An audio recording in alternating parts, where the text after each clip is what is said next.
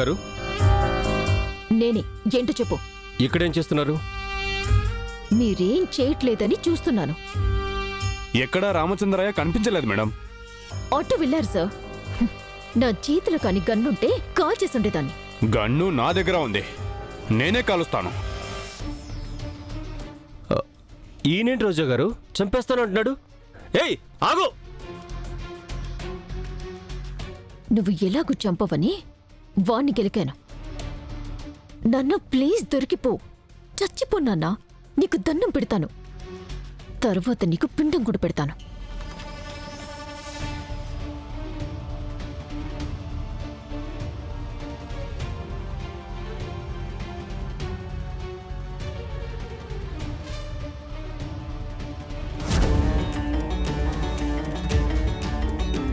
Ramachandraiah body ఇక్కడుందా?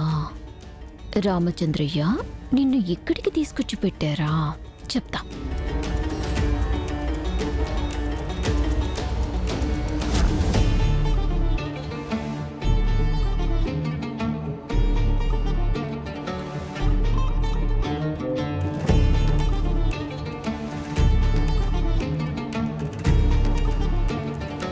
Sorry నాన్నా, ఈ చేతులతో నిన్ను చంపాల్సి వస్తుంది. ఏం చేయను? నువ్వు బతికి ఉంటే నన్ను హాయిగా బతకనివ్వవు.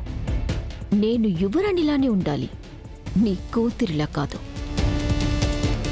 ఈ జన్మకి క్షమించు. చచ్చిపో.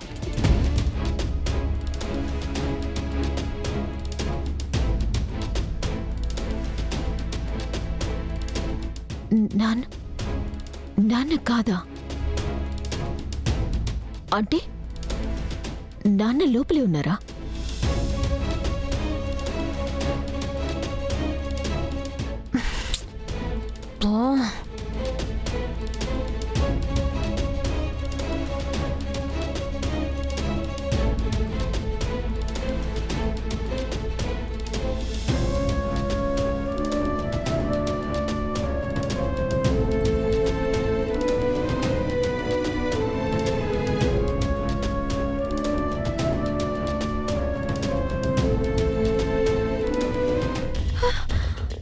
అరే బాబ్, నాన్నేమైపోయాడు?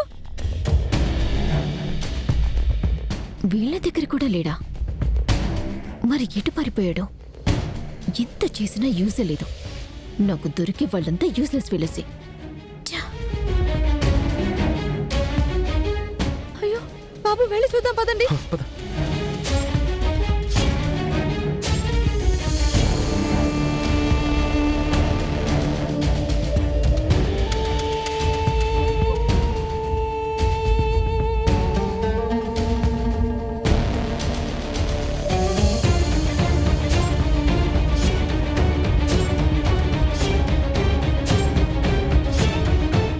నీకు కూడా కనిపించలేదా చామంతి? ఎందుకు ప్రేమ్ బాబు నాన్న ఇలా చేస్తున్నాడు? ఎలా నాన్నని నేను కాపాడుకోవాలి? అసలు జైలు నుంచి ఎందుకు తప్పించుకున్నారో కూడా నాకు అర్థం కావడం లేదు. చామంతి, మీ నాన్నగారికి జైల్లో శత్రువులు ఉంటారు, అందుగురించే తప్పించుకొని ఉంటారు. ఆ రకంగా చూస్తే మీ నాన్నగారు బయట ఉండడమే సేఫ్. ఆయన తలుచుకొని నువ్వేం బాధపడకు.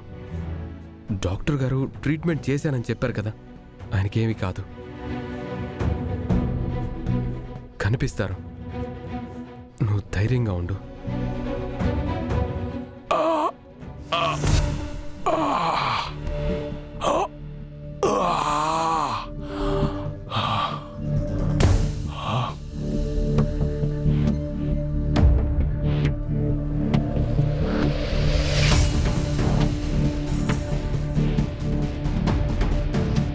చుట్టుపక్కల ఎవరూ లేరు.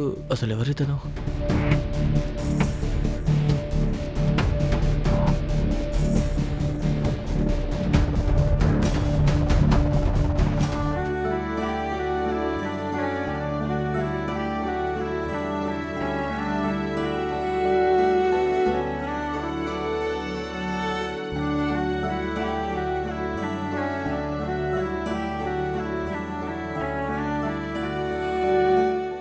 సార్ మీరు లేవకండి సార్, పడుకోండి సార్.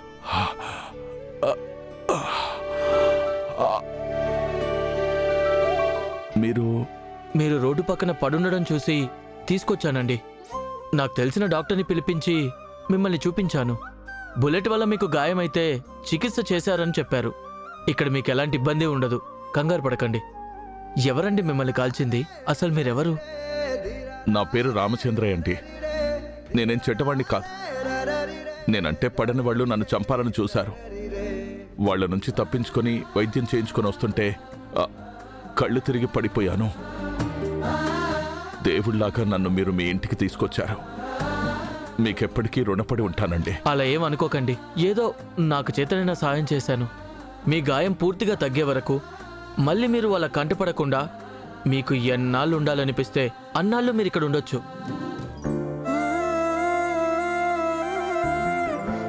అయ్యో సార్, పర్వాలేదు.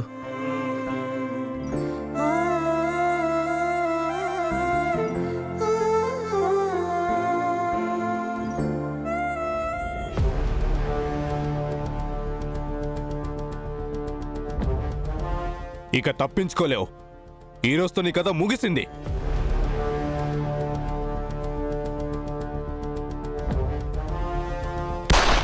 నానా నానా నానా నానా నానా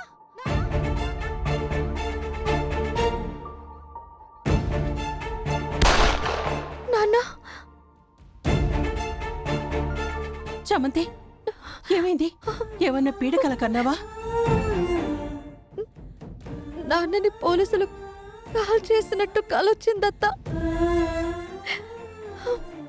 నిజంగా అలా జరిగే ఉంటుందేమో. నాన్న, చామ్, నాన్న.